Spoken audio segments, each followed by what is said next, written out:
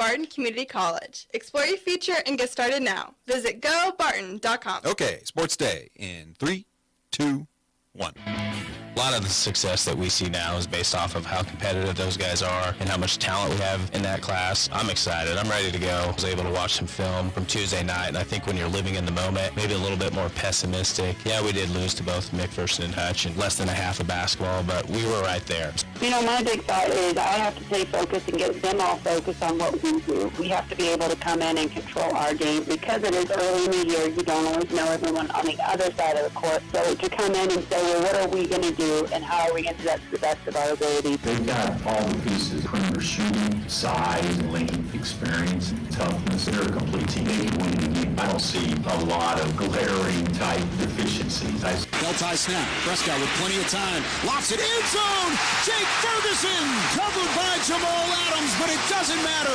Fergie into the end zone, and Dallas takes the lead in the fourth. Just how you work, I think that's the biggest thing, is if guys continue to work and continue to practice, and I get a feel for how they run routes and a feel for how they're seeing stuff on the football field, it just makes my job easier. 2.9 a carry. Tough for the guys rushing football against them. They're a 35-point team scoring, and they're only giving up 17. Pretty rare you see that. If Oregon beats Washington, the committee would take Oregon as the Pac-12 champion. But then UW will have been penalized for losing to number 5 overall, whereas Oregon won't be penalized at all. They're an undefeated Power 5 champs. They played a Power 5 schedule. With a win this weekend, that would give them 3 ranked wins, one of which against LSU in the non-conference, who the committee greatly respects. One against Louisville, who's currently ahead of Tennessee. That's one of the better wins for both Georgia and for Alabama. And one against Clemson, who's in the 25-ish range. They have the resume to back it up.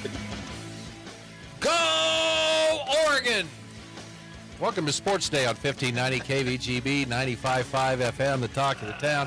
Welcome in to Friday Sports Day show. Steve Webster with you, along with Aaron Clark, Mr. Husky, Mike Corson, and Mike Hesher, who has just had a load of stress relieved from him just a moment ago. Thank you, Webby.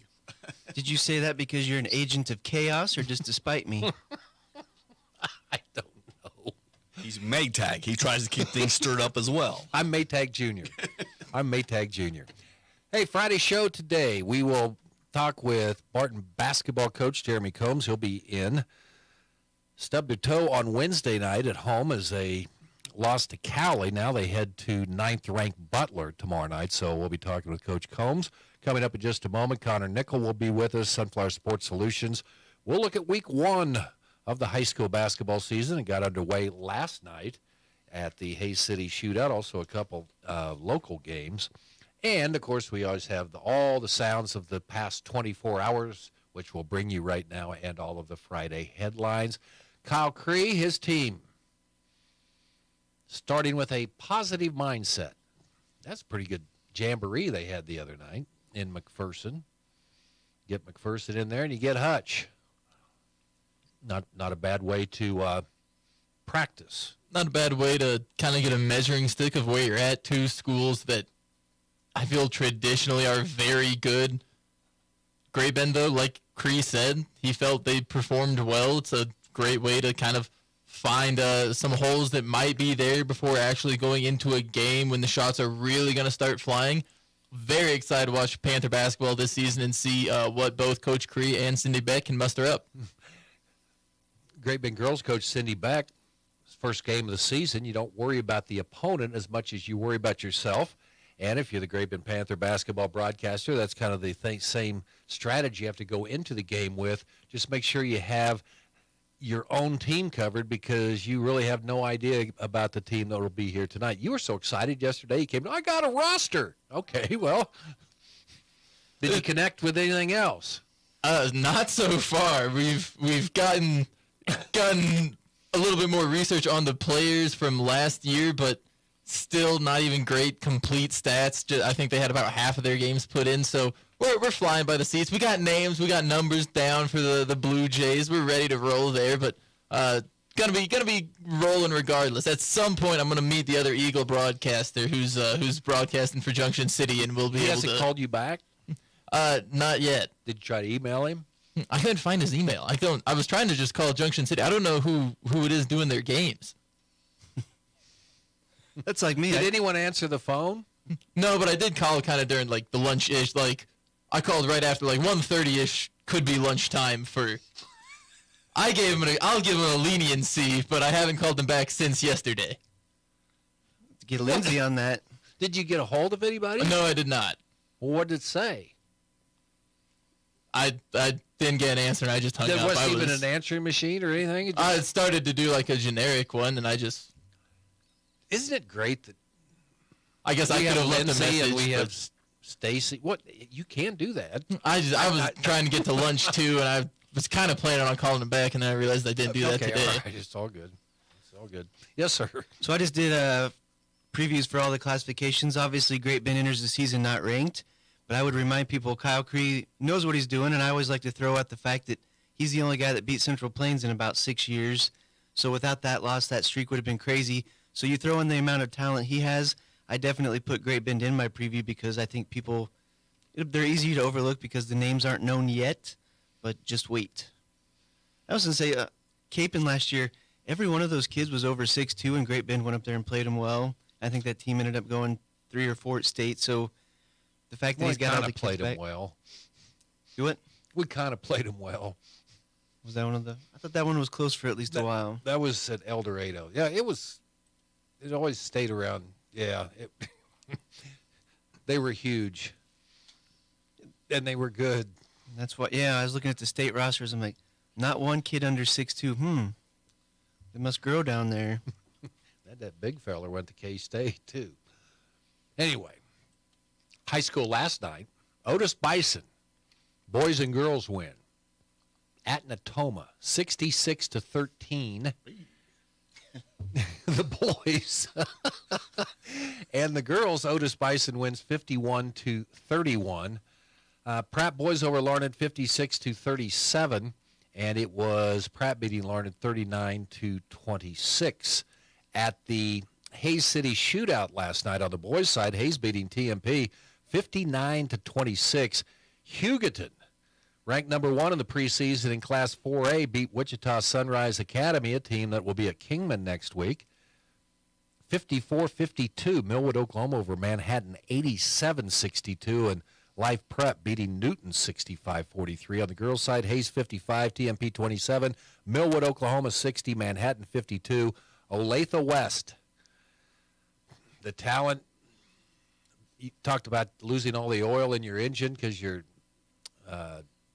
plug fell out, Corson. That's what happened with Hugoton girls basketball. They got beat 71-12, and Washburn Rural over Newton 53-13. No one Olathe West. They just ran it back and forth. That's your premier running school in the state.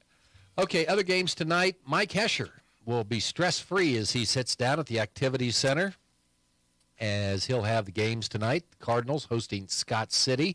Ellenwood opens Central Prairie League action tonight. They'll be in lacrosse. Berrien Academy. Have you ever been to Elbing? I've got to make it there. I have never been to Elbing, Kansas, where Berrien Academy is. What, between McPherson and Wichita? It's kind of up in that Turnpike area thing, yeah.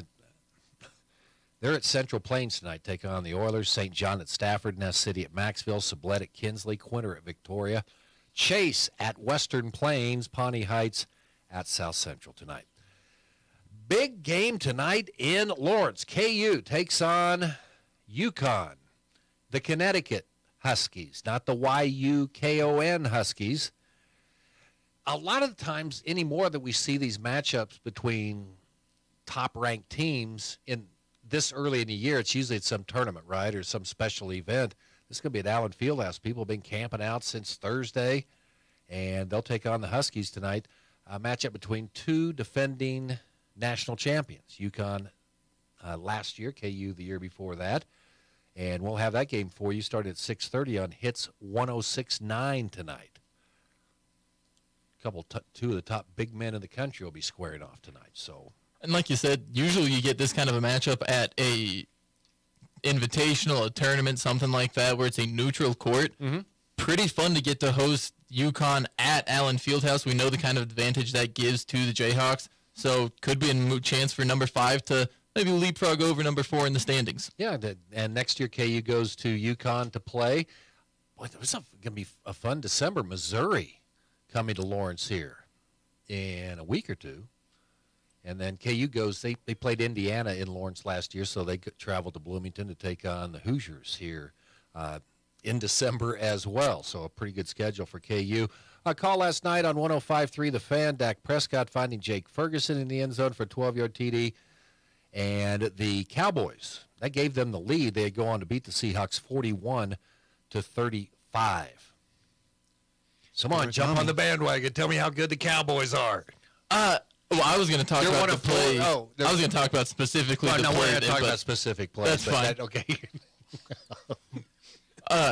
One of 4 teams with winning records in the NFC. It's not in a particularly deep NFC, especially when you compare it to the other conference, the AFC, where it feels like there's a lot of teams. But I don't necessarily feel like Dallas has proven themselves to be a real threat for the Super Bowl until they can get over Philadelphia, which they do get a chance, I believe, next Sunday or within the next 2 weeks. They played host Philadelphia really good the first time, so on the road. And they get them in Dallas now. They haven't even trailed, or actually it changed last night. They did trail against Seahawks in their own home, but they're undefeated in AT&T Stadium this year. Dallas has been very good.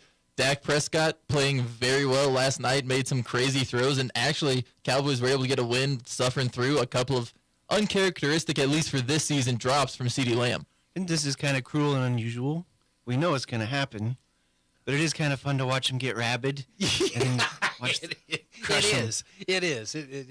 Because they still haven't, I feel like they have an issue where they beat up on lesser teams and then kind of can't beat better teams, and if the Seahawks are on the verge of being able to push them, I question how much the Cowboys can hang with maybe the Eagles and the 49ers when they're throwing all their punches, really putting their weight behind their throws. Patrick Mahomes talking about the development of Rashee Rice.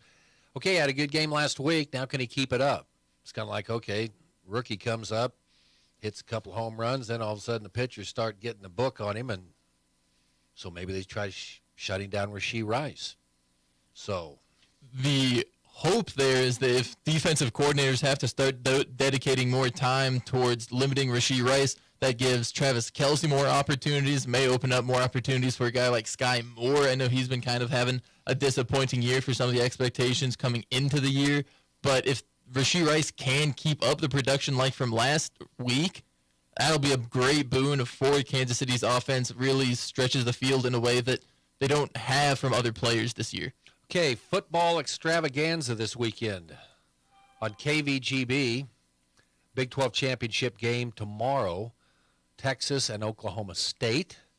Oklahoma State coach Mike Gundy knows beating the Longhorns will be no small task. We'll have that for you starting at 10 tomorrow morning on KVGB. Kickoff is at 11. Pac-12 championship. Stacy Roast thinks the West Coast may deserve 2 spots in the playoffs. Thanks, Stacy. Well, they may think that they deserve 2 spots, but there's only 4 spots, and We're they're only only- going to get one of them. The SEC only deserves 2 spots every year, so God forbid the Pac-12 should actually do it one year. It's funny because the end of that clip is her saying that she knows they'll never do 2 teams from the Pac-12, but it is kind of unfortunate in the final year. The Pac-12 needs to perform when they get to the playoffs. That might help them get more teams in the playoffs because they have not played very well in the playoffs. I didn't know they were playing get last there. year's teams. Huh? I didn't know they were playing last year's teams. But that's how it works. We all know that. How come Washington's such a prohibitive underdog? They beat Oregon the first time. Everybody's been saying Oregon might be the best team, maybe next to Georgia. So maybe if Washington gets a chance to kick some field goals this time like they did last time, they'll actually go ahead and kick them instead of going for it on 4th down. Well, and I think Oregon kind of comes out and punches everybody in the mouth, where Washington plays just about every game close. So on paper, it shades one way, but I also think the performance of Bo Nix right now, he's playing slightly better in the eyes of at least the odds makers. He has the advantage in the Heisman voting right now. So could be swaying the favor for Oregon in that regard. Honestly, it's just fun to watch. Oregon, man, but Washington, great quarterback, but their wide receiver, like I heard the other day, if we stopped giving those to quarterbacks the Heisman, this guy would be next in line, the Odunze kid. And then they got a really good cornerback, Muhammad. So they're actually pretty fun to watch.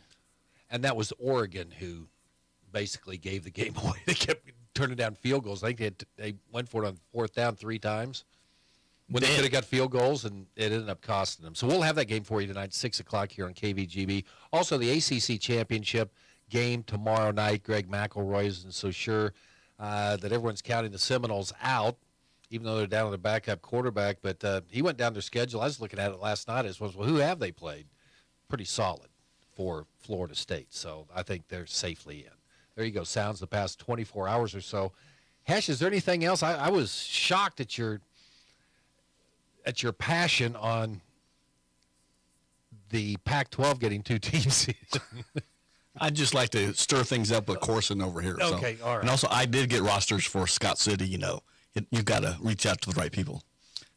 I got my roster. I got them. I got stats, I guess is what I should say. Oh, well, there you go. Yeah. Huh? You got starters? I don't have starters yet, but I can pretty much figure them out from last year. Who's number 22? Oh, come on. He hasn't played the name game yet. The name game. Scott City, it's probably an O'Neal. You think? Yeah. Aaron's a pretty good name game guy to play with. Remember when he had that Sunrise Christian Academy? He had 12 guys, didn't know who was going to play for him last year. By the time we got to Kingman, I had them all. It was a chatty trip to Kingman, but we were productive there. Yeah. Got all the names down, had them down, and pretty much had their personality too, because that's how you put it into the Anyway, let's move on. The ins and outs of being a broadcaster. Jeremy Combs sitting next door. Kansas looking for they already have a new offensive coordinator, Andy Kotelnicki, going to Penn State. We'll talk about that later on in the show. We'll talk Barton basketball, Jeremy Combs. Also, Connor Nickel coming up on the show. Friday Sports Day here on KVGB. Get started with a career in healthcare through Barton Community College's Pharmacy Technician program. Gain the skills you need to assist pharmacists with the day-to-day demands of a pharmacy. Classes are 100% online and include real-world experiences at a pharmacy near you. Join this essential field in as little as 2 semesters with the flexibility of online classes. Now enrolling. Learn more at pharmtech.bartoncccc.edu. Central and Western Kansas residents, are you looking for a new vehicle? Marmy Auto Group can make it happen. Marmy Auto Group includes Ford, Chrysler, Dodge, Jeep and Ram, Chevrolet, and GMC. Marmy Auto Group, your Central and Western Kansas dealer, has new and pre-owned vehicles, or we can special order your vehicle today. If your existing vehicle needs serviced, Marmy's award-winning service department can help. Come to Marmy Auto Group on 10th or marmys.net. Marmys, make it happen.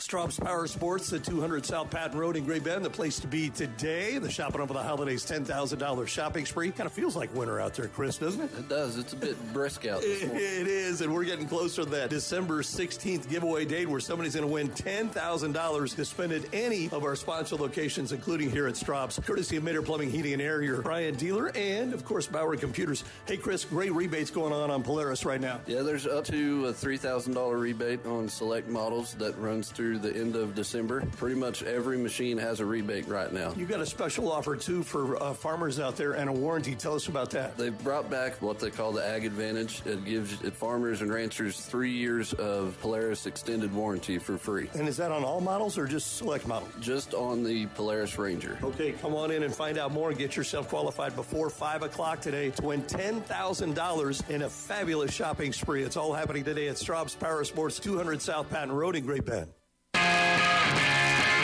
It's time to talk Barton Cougar basketball with the head coach, Jeremy Combs, on 1590 KVGB and 95.5 FM. Welcome back, Sports Day here on a Friday. Steve Webster with you, joined by the head coach of the Barton Cougars, Jeremy Combs. Oh, it's funny how, you old guys like that start talking about, back in my day, well, we were watching game film on 8mm, but so When you're an assistant coach, one of the young guys coming up, just trying to get your foot in the door. Talk about some of the things that no one knows that assistant coach, because I always see, sitting on the bench and stuff like that, like exchanging film, stuff like that. Yep. Yeah, I was lucky when I was in junior college. Our head coach didn't have an assistant coach, and so if he got kicked out of the game, I was the head coach. So I was calling plays, but I told my team even yesterday in our film session, because we had messed up a few plays, and I knew every position 1 through 5, every play, and that's just what you have to do. And so my coach trusted me to go out and lead the team, I guess. So this is freshman, sophomore in college. You actually were the head coach? Well, if he got kicked out, okay. then I was doing subbing and doing all that stuff. So I got thrown in this pretty early. Did you say, man, this is pretty cool, I'm going to be a coach? Yeah. No, I've always wanted to coach basketball, so I love it. At what age? Yeah. This is embarrassing. Was your papa coach, or was he coached me? Okay. He coached me, but this is embarrassing to me. I don't know why, but I used to do like little camps. I'd get camps in my driveway and do them when I was a kid. Like, what was I doing? Like that. But I did. Did you have good attendance at the camps? Yeah, and I'm out there teaching. What am I teaching, guys? I'm in grade school teaching kids how to play basketball. What are we doing? Did you have upperclassmen show up? No, it was always the younger ones. So you've always been like kind of an organizer guy. Yeah. So where was that at? That was in Topeka. Okay. Yeah. I don't know. Did you ever chart the success of some of those players that were in the Jeremy Combs no. grade school basketball camp? It's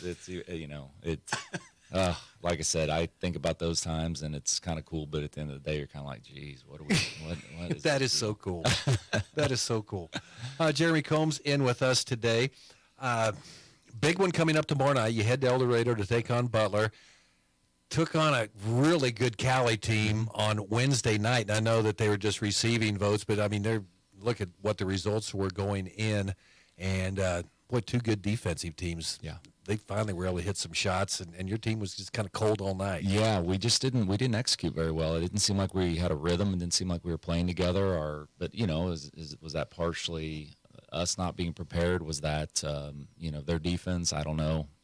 We can point fingers all we want, but we just didn't do the little things. And you look at that, and it's, I think, 7 minutes to go. It's a 2-point ball game, and we're just playing so bad. There was times, we watched film yesterday, and we're looking at it and going, this is the worst we've played all year long. We're up 7, and then we just went on that, like the last 2 minutes of the second half, just a terrible run, and second half kind of played a little bit better, but just never could pull it and get the lead and keep it. Looked good early. I mean, they went on, I think, a 13-2 run and got up, and things were going, and then just went through that drought, and they just kept chipping away then. Well, as badly as I want to win every game, you're not going to win them all. Hopefully we learn something from this one. I think that we've had, when we've talked about this before, beating teams by 15, 20, 30 points, and I think we've kind of relaxed a little bit. Even in practice, seems like the guys kind of relax and trying to, and we're having fun. There's nothing wrong with having fun, but we've got to get a little more focused and understand that everybody's coming after us. Everybody is going to play their best game against us. There's a bullseye on our back, and that team just wanted to beat us more than we wanted to win the game. Nice crowd on Wednesday night. Amazing. And it was a cool environment, but I think sometimes you got to remember that fires up the other team just like it is your team. Yeah, we have an amazing place to play. Trevor does a great job with getting everything organized and getting the music going. It's just a fun atmosphere. Yeah. And then of course the fans are coming out, and it was unbelievable. And that's probably, obviously I want to win, and I love staying up at the top of the nation in the rankings, but I felt bad for the fans because we just didn't give them what they came to see. Okay, now you got to turn it around. We've said long season. We've talked about that when you come here before. Okay, you lost, but it's still plenty to go. So turn the page. Now you get ready for Butler. They had a pretty good win, beat Coffeyville on Wednesday night. They're probably going to be the most talented team that we've seen. They're a lot like us, maybe not quite as deep as us, but just one of those teams that can kind of get away with, maybe not executing right, because they got talented enough guys that they can go make shots. So this is going to be a tough one. we are battling some injuries. Mose's still banged up. Dre's still banged up from the other game, the last game where he bumped knees. But that was good news because it didn't look as good. It didn't look good, and then it's better than it was. And then, of course, yesterday in practice, we went, after a loss, I call it Rocky's gym. We go back to work and get after it, and had a pretty physical practice. And then Leger Jones rolls his ankle, so he's a little gimpy. So that's a tough one, but we'll find a way. And again, like I said before, we're the deepest team in the conference, so that should help. Yeah, Keandre, man, he gets after on the defensive end, doesn't he? Yeah, he does. He defensively, and the kid can get to the basket. He's can shoot the basketball. So he's a big piece for us to be missing. And so we didn't have McLeod, and then obviously this game, I think he maybe only played 3 or 4 minutes before he got hurt. So really need him out there on the floor, and we just gotta stay healthy. But it's all part of it. Yeah. Tell me about this Butler team. What they were last year. I kind of talk about the makeup of this year's team. They have several guys. They have a kid that is a D1 transfer from Dayton. I think they have like 4 D1 transfer guys that are really good. Probably bringing 2 of their best players off the bench. They've got a 7-foot kid that's really good back from last year's team that really came on late in the season. But they've got 2 guards that really can score the basketball. One was at Grayson College last year, junior college, and averaged like 30 a game or something like that. So he can really score the basketball. So defense is going to be crucial to tomorrow night, but they're also going to defend too. So we've got to find ways to score it. Yeah, an interesting place too. They call it a power plant. Back when I was doing games a long time ago, it was kind of a nice place, but now it's just kind of like a broom closet. I don't know. They just redid it. So they did? Yes, they've got some stuff in there. They've repainted everything. They've got repaint? Yeah, they've got in the end zone, they've got glass where you can actually kind of on the other side can see through. So it's a little different. I haven't seen it yet. I've just seen it on film, but it looks good. So we'll see. It's still small. It's a little Cracker Jack box, but it's it's nice. Okay, results right now. And I know it's early, but it's always fun. You got Cali 4-0, Butler 3-0, Hutch 3-0, Barton 3-1, Cloud 3-1, Garden lost to Cloud, they're 3-1. Dodge City loses at Pratt, so they're 2-2. Coffeyville, coach, they're 1-3. Yeah, they're struggling a little bit, but Has Herc lost his touch? No, he hasn't. He's got a young team, and he's going to figure them out, and they'll get going. It'll be January 2nd, the day they come in here. They'll be hitting on all cylinders. So. He'll get them back going, but the conference is wide open. And it's hard the first time through. You got to get all the way through it to kind of figure out where everybody's at, because some teams have played, maybe teams that haven't won a game yet. So they still look pretty good. There's some tough games this weekend that'll kind of show some things as well. It's kind of where people are at, but I think for the most part we know the teams that are going to be at the top at the end of the day, and so we got to take care of those teams. And we had 2 of them in a row. We got Cali and now Butler. So we've got to take care of business. How intense is the scout first time through compared to maybe once you played them? In junior college, and the other side of that too. In junior college, obviously you never know what's going to happen, but the other side of that too is there's such a big break between when you know what I mean, because we play so many conference games that things change, So when I do all the scouts, and when I do them, it's you're going to do 30 new scouts every single time, you're going to do 30 scouts. So the next time we play Cali, they'll be doing something different, and so on. So you have to be prepared every time. Do you spend more time on a scout now than maybe what you did 8 or 9 years, because you have so much more, you have so many more tools that can keep you finding everything. Yeah, no, absolutely. It's pretty much, last night when I got home after practice, I was watching film, and I don't think I got done until about 1:30 or 2, and you're just looking at all different kinds of stuff. With the technology that they have now with Huddle, you can go back and look at every shot each player's taken, where they're taking them, how many they're taking, what, all that stuff. You can look at a stat sheet and understand that this kid shoots more threes than he, does twos and things like that, but where is he taking them from? And so you kind of go back and you really break things down. And I'm kind of psycho like that. And so I have everybody's tendencies. I know what all those kids are doing. Are they going over their left shoulder? what they're doing, and so I'm just a junkie like that. My wife understands it. She's not going to see me, during basketball season, but it is what it is. I'll be in my office at the house and just watching film. Okay, Cook. So you've got this scout that you've made, and we'll compare it to a big Thanksgiving meal. You got all that stuff. So how much stuff can you cram down your players before they say, man, Coach, I'm full, man? Yeah. So I think the last 2 games, honestly, I probably threw a little too much at them. Not necessarily from the individual standpoint from the players, but just kind of on sets and different things that they do. So this scout here, and Butler doesn't quite do as much as Callie and Cloud. So this is going to help a little bit, but I kind of went to 3 plays that they run quite a bit. Which 3 plays are they running the most, and what are they doing out of bounds the most, and just kind of really just broke it down a little bit more because I felt like I was probably giving them a little too much information the last 2. So yeah, I've toned it back a little bit, but at least I know, Yep. So if I see something coming, then I can at least make an adjustment and tell them. Inbounds play or something later on. Do you ever scout yourself?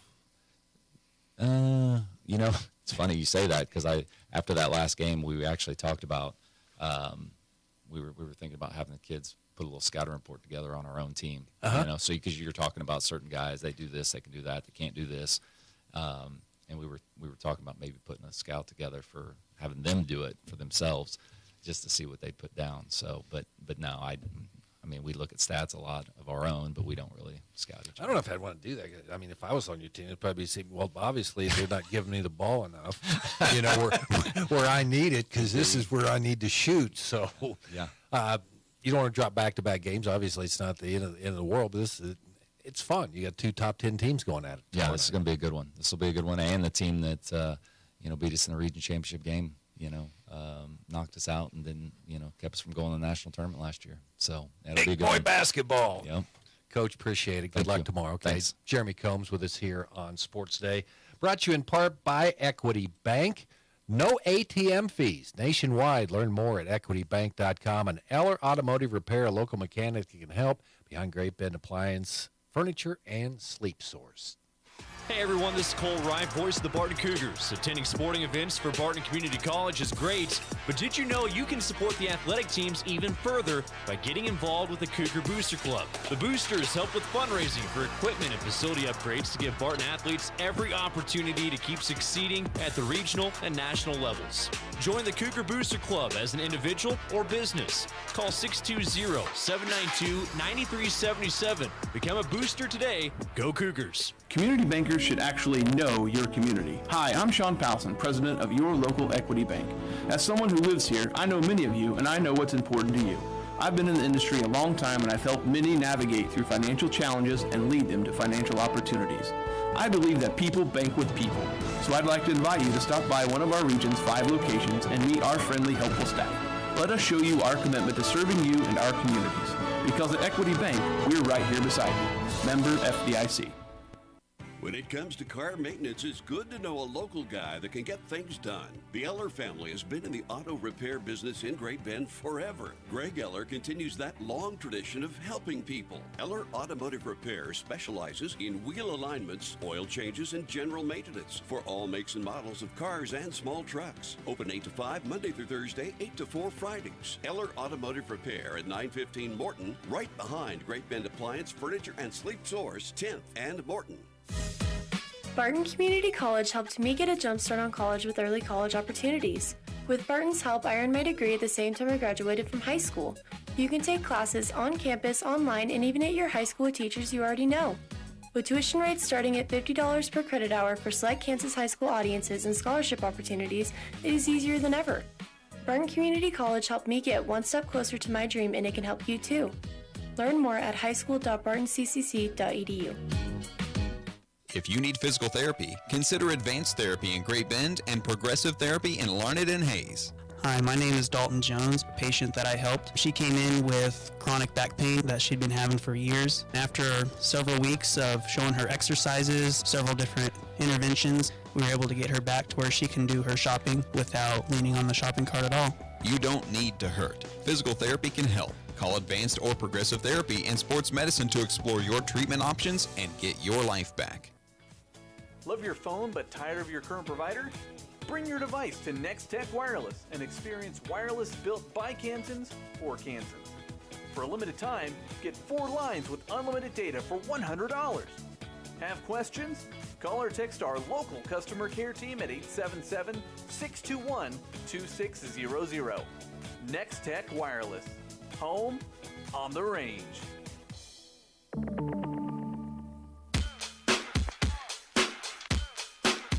It's Friday, and that means game day in the Golden Belt. To help us prime the pump, Sports Day brings you Sunflower Sports Solutions, Connor Nickel.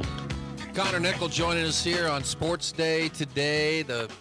Welcome and happy basketball season, Connor Nickel.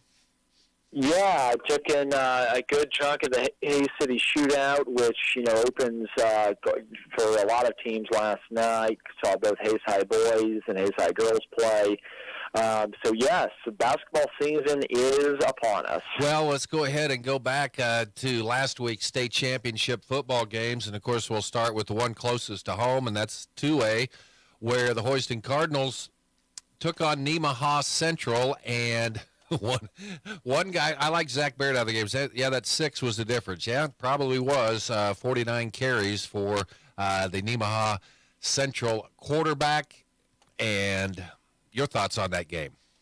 Yeah, it was really interesting. Obviously, what happened in every state game except 5A, just a unique environment for a lot of teams and fans.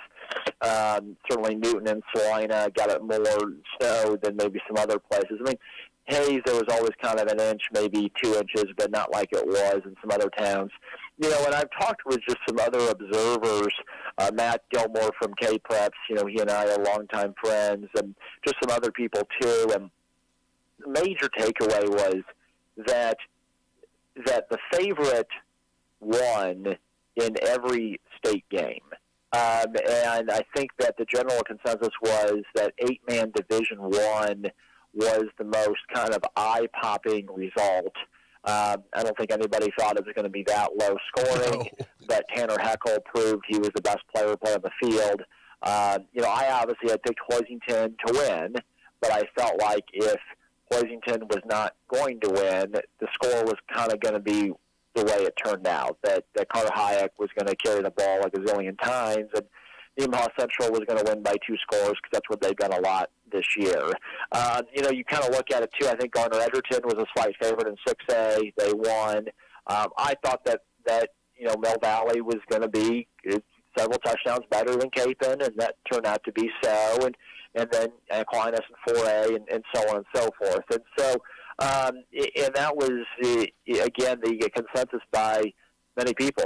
Somebody in the Conway Springs game in 1A that we ended up going to because of the weather, I was on the field 10 minutes after the game, and somebody walked up to me and said, "Is this what you expected?" And I said, "Yes." And they said, "This is what we thought too." And they were neither for Conway or Jeff County North. So again, the results kind of bore out the way that people thought, and I don't think the weather necessarily played a huge impact in the overall results of the game. But I think a dry surface does help Hoiston a lot, and it didn't happen that way. But I wish I could see that game on a nicer day, clean track. I think that took away a lot of what Hoisington's advantage was in that game. I completely agree. Again, I kind of zoom in, that was my 30,000-foot view of just what other people have been saying. If you zoom to, 300 feet, but if you look just at the Hoisington game, I think, and this is more me talking, not necessarily, observers of Kansas high school ball, me talking, I felt like out of all of the state teams, 8-man Division I, Wichita County with the dynamic quarterback with Gardner, who's very shifty, and Hoisington were most affected by the weather. And, WC just could not do a lot of things that they normally do offensively, while obviously Hoisington, under calm, nice conditions, I think that they would have scored more than what they had scored.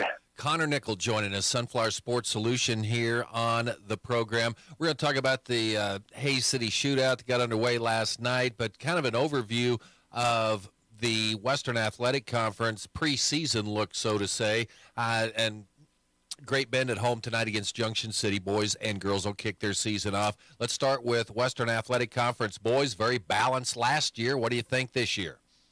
Yeah, I think so. I think that Great Bend has got to be very excited with obviously a tremendous amount of young talent back.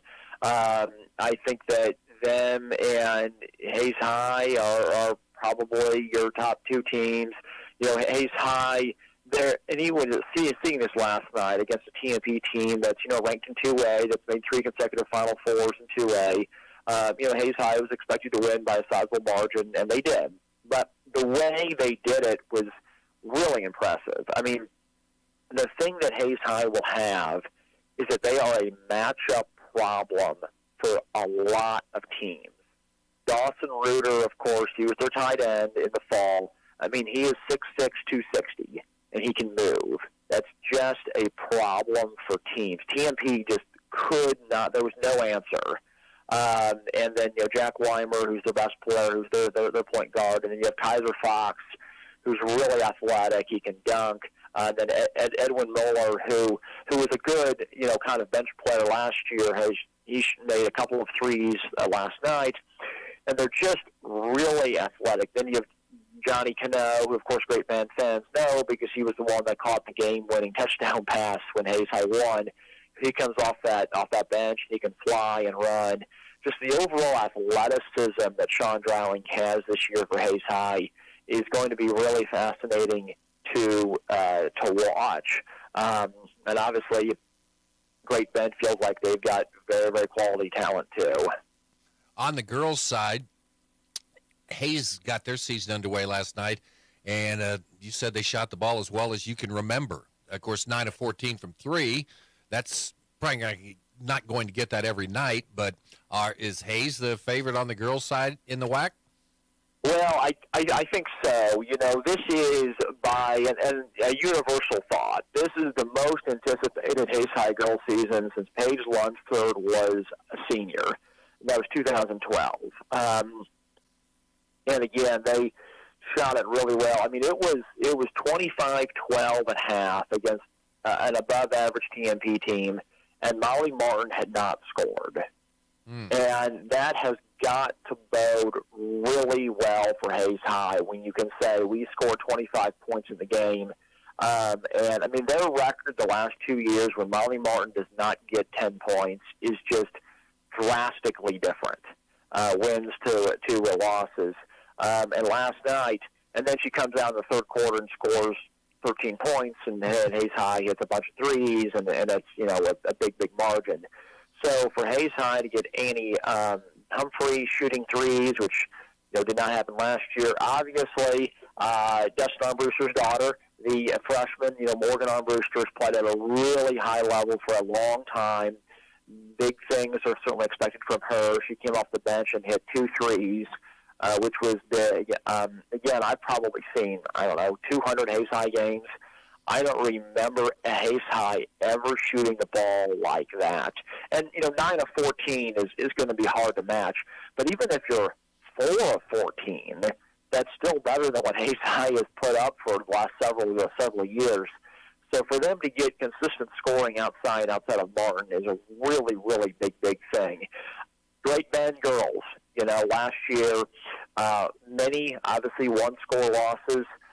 You return, obviously, a great player in Spray. You return a lot of experience. I thought Great Bend girls were probably going to be a little better last year. Coach Beck does a great job. She's obviously a great coach. So I think that what Great Bend and Hays High could bring this year could be really impressive. But, of course, they've got to knock off the Redskins, which has been the thorn in everybody's side now for several years. Hays High is still not beaten Liberal, I think, in the last 10 tries. It's like 8 or 9 or 10 tries. Contreras is a fantastic shooter. So I expect the WAC girls side to be really super competitive again, very, very similar to last year when obviously it came down to the last shot of the last game deciding the WAC girls title. Back on the boys real quick. Garden City had their best year, I think, since World War II. I mean, they had one of their best seasons ever. What about Garden City on the boys' side? Well, it was major news that the coach left. He is originally from West Virginia, and he went back home to take over a school that I believe was actually the school he went to school at. He had bounced around, been in Texas, and so on. I talked with somebody, who's kind of around the program, a good observer, shall we say of the program after the coach left. And a lot of people felt like that was just lightning in a bottle last year. Jay Steinmetz, who wasn't even a starter on JV until sophomore year. I mean, he was never like a star like Hayes High. I mean, Dawson Reuter has been known as a great player since he's probably been in sixth grade. Steinmetz at Garden City was not like that. And obviously he had an amazing season last year. A lot of people felt like, well, can Garden City capture the magic of last year and with a new coach and key people not there anymore? That's going to be really interesting to see. Yeah, you're exactly right, Steve. It's hard to follow up the best season in 70 years with another great season. Connor Nickel with us right now. High school basketball season getting underway last night. Hayes City shootout. A lot of tournament play next week as well. Let's take it a little bit closer to Great Bend right now as far as some of our area teams. You kind of like the Hoiston girls. Yeah, Hoisington girls and CP girls. You want to hit on the CP girls here real fast. Coach Stiles, obviously a legend, as we all know, but multiple injuries in the summer and in the fall for them. It's going to be real interesting seeing how those pieces fit together this year because, they have a lot of people who have been hurt. So I don't think in any way, shape, or form they are a state favorite this year. You never know. It comes 2 months from now how that all shapes out. But I just think healthy bodies this year for CP will be a major focus. Hoisington girls are really, really interesting. Again, I felt like they overachieved last year against an incredibly challenging schedule. You've got new coach coming in. She coached the Osborne girls the last several years and won quite a few games. Hoisington, I think, is talked with some people there when I was at the Southeast of Saline game, and those girls took that volleyball loss hard. They were expected to go to the state. It really stuck with them. And, now you look at 3A in the area, and there's no Terran sides out there. There's no just pronounced great team. I still think Goodland will be very strong, but obviously not what they were the last 2 years. So, if you're Hoisington, you have to think, hey, we should be in the upper tier. I know Haven, Sadie Estelle, who's a great softball player, she hurt her knee in the summer. I talked to Coach Roper early fall, and he says uncertain on basketball season at all, but we'll definitely miss some. So, Hoisington's definitely on the upswing in 3A, not only compared with their experience, but again, some of those graduation losses with some of those other key teams. How good do you think St. John can be this year? Well, I think that they can be. I think that they could be really good. It comes down to, as we've said it so frequently, is it's what the winds of Keisha will do. You could see a sub-state where it's SJ, CP, LR.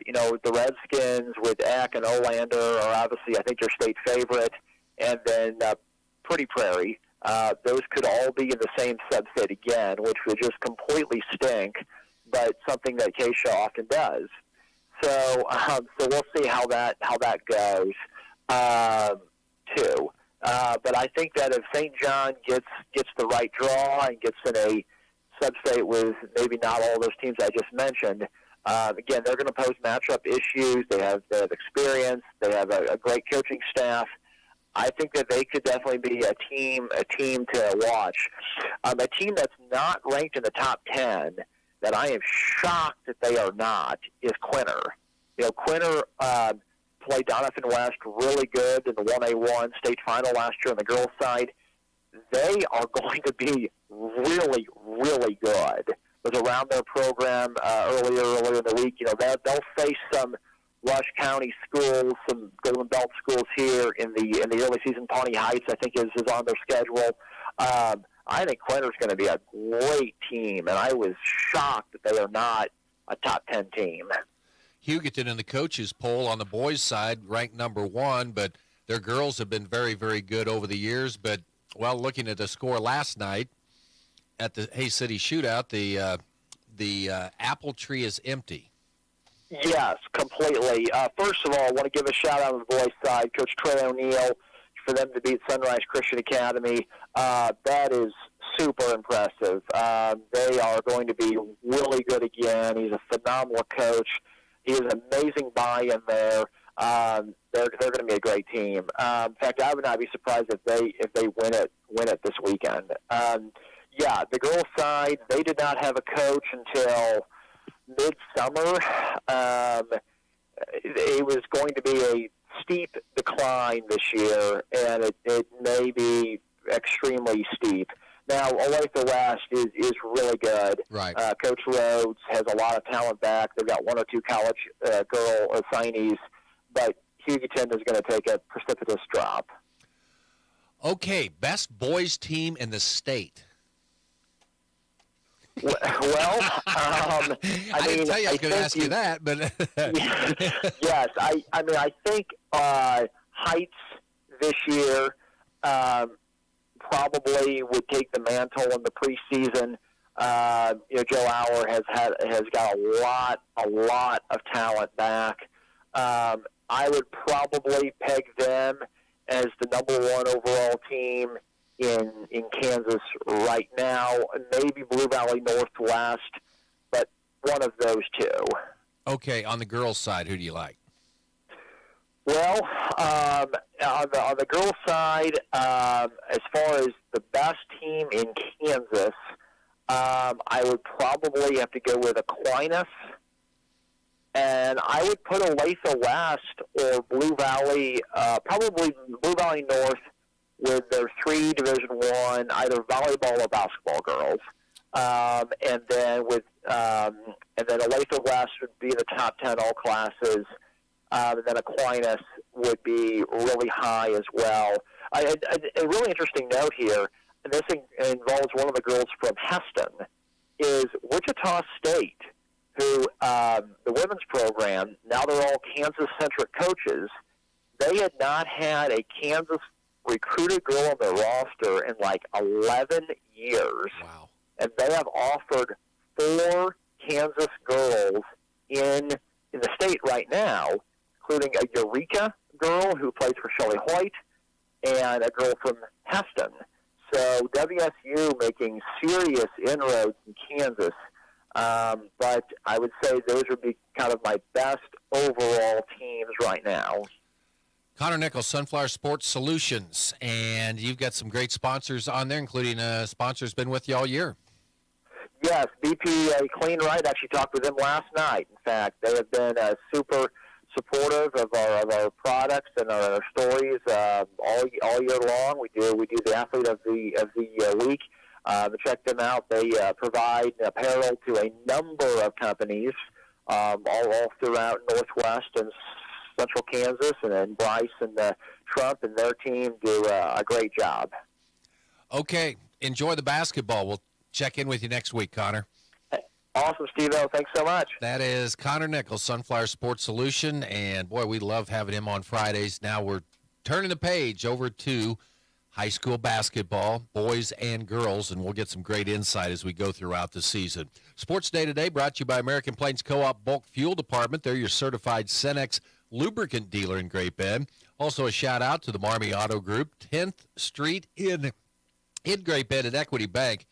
Equity Bank, more than 40 locations throughout Kansas, and including in this area, Great Bend, Larned, Maxville, and St. John. Just go to Equity Bank SportsDay.com to find out more. Sports Day continuing on a From Friday the right after Money this. Management Studios, 1590 KVGB, Great Bend, and 95.5 FM K238CK, Hoisington. Extend the life of your equipment with Cenex Premium Greases. Engineered with quality-based oils and well-balanced formulas to protect equipment in a wide range of temperatures and tough conditions. The Cenex line of grease products offer excellent rust protection, water resistance, and anti-wear properties to extend equipment life. Cenex Grease delivers the dependability you need to keep your operation running like a well-oiled machine. Contact American Plains Co-op Fuel Department in Great Bend, your certified Cenex distributor today. Venture Corporation is a homegrown company with almost 50 years of experience in asphalt, paving, and construction, and they need equipment operators, mechanics, and CDL drivers. Venture offers many benefits, including 401k and Blue Cross Blue Shield health insurance. Call Leslie for all the details. Work for a family-owned and family-oriented company that is here today and will be here in the future. Venture Corporation, South Highway 281, Great Bend, is an equal opportunity employer. Community bankers should actually know your community. Hi, I'm Amy Herrera, Regional Retail Manager for your local Equity Bank. As someone who lives here, I know many of you and I know what's important to you. I've been in the industry a long time and I've helped many people navigate through financial challenges and lead them to financial opportunities. I believe that people bank with people. I'd like to invite you to stop by one of our region's 5 locations and meet our friendly, helpful staff. Let us show you how we're committed to serving you in our communities. At Equity Bank, we're right here beside you. Member FDIC. Sports Day is presented by Barton Community College and the Cougar Athletic Department. Sports Day on 1590 KVGB and 95.5 FM. All right, final part of Sports Day today. KU didn't waste any time. They promoted Jim Zebrowski from quarterbacks coach to co-offensive coordinator as Andy Kotelnicki goes to Penn State. Lance Leipold also elevating Jordan Peterson to co-defensive coordinator from defensive backs coach and pass game coordinator. So, all right. TV viewers could end up seeing plenty of shots in the stands Sunday night. Guess who's going to be there? Taylor Swift. Also, though, Olympic champion gymnast Simone Biles. I didn't know she was married to Green Bay safety Jonathan Owens. I did. How about that? She's one of I don't know why last week or if she tweeted something particular, but the NFL Network retweeted something last week after Owens forced a tackle for a loss. She was pretty hyped about it, and they retweeted it. And pretty fun when you have two people who are arguably equally athletic, and in that case, I would probably say Simone Biles is a little more athletic than John. We're just looking at all things considered for the two. But that's fun when we get to see those little crossovers. Fun to see a world-class gymnast getting excited about the NFL. Chiefs wide receiver Marquez Valdez-Scantling who returns to Green. Will he get booed? I honestly, maybe. I don't know if Green Bay fans cared about him that much. Like, it's one of those, sometimes you have to matter to a fan base to get booed, and I don't know if he was he may get booed in the pregame show. Hopefully he doesn't get cheered like in the second half when he has a potential game-winning touchdown pass and it goes through his hands. Anyway, there's some Chiefs and Packers. The Packers didn't score. They went 5 straight games without scoring a point in the first half. Then they kind of got going a little bit, but at Lambeau, we'll wait and see. Aaron, have a great call tonight. Hesh, see you Monday here on Sports.